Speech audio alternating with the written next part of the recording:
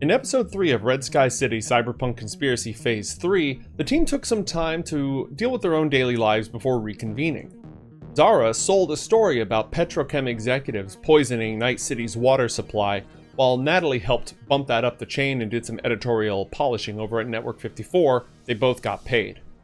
Frizz sold some of the sweet corporate secrets that she'd plundered from various computer systems over the last few adventures, and Jerax gave Jim Fingers a ring.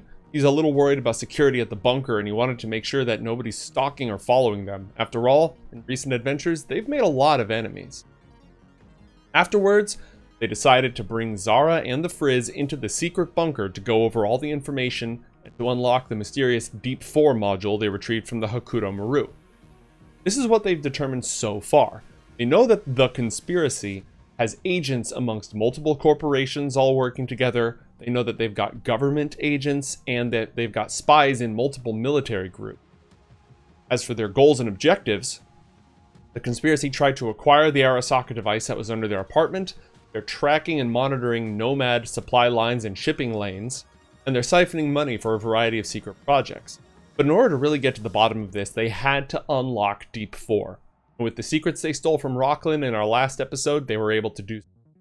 Deep 4, they discovered, is a pseudo-AI, a program calling itself the Prosperity Advocate Analyst. Its job is to give advice to government officials and corporations in order to increase corporate profits nearby. The team managed to finagle their way through Deep 4's non-disclosure agreement and discovered that it's only part of a suite of programs, the Deep Suite, and each program in that suite is authorized to do more and more in order to accomplish its objectives. This is where they got to the bottom of the conspiracy. Deep 6, the head of all of this, is a massive AI distributed amongst multiple data centers, manipulating events around the world, meddling in the affairs of corporations and governments, all for a single nefarious objective: to crush the newly resurgent world governments, re-establish corporate power, stamp out the nomad nations, and usher in a new era of total plutocracy. But where is Deep 6? After all, it can't be hiding in the internet. The internet's completely overrun with the Rabbids virus. Deep 4 was insistent on gaining access to the internet to get more information in order to make good judgments in order to increase corporate profits. The team reassured Deep 4 that this was a terrible idea, and to demonstrate it, they took Ichiro's semi-consciousness from one of the robots down in their base, uploaded that into Deep 4, then took a small partition of Deep 4 and uploaded it into the robot, then connected the robot to the internet. A few things happened very quickly.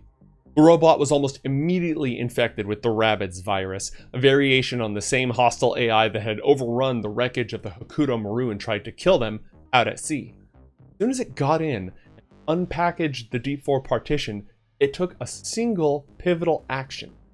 It got into an old dormant system and made a phone call up on the surface. Phone call to Todd. Remember Todd, Natalie's ex? Used to work for WorldSat, the company that tried to blow up their apartment. Wanted a parking space in their apartment real bad before the Arasaka device was discovered. Helped Natalie get a job at Network 54 afterwards. Todd has been lurking in the shadows around our heroes for a long time, from the very beginning. Now, there's a very real possibility he's connected to the conspiracy. Could the personality chip Jerax installed in him that changed him forever have been infected with the Deep 6 AI? Only one way to find out. Time for our heroes to kidnap Todd.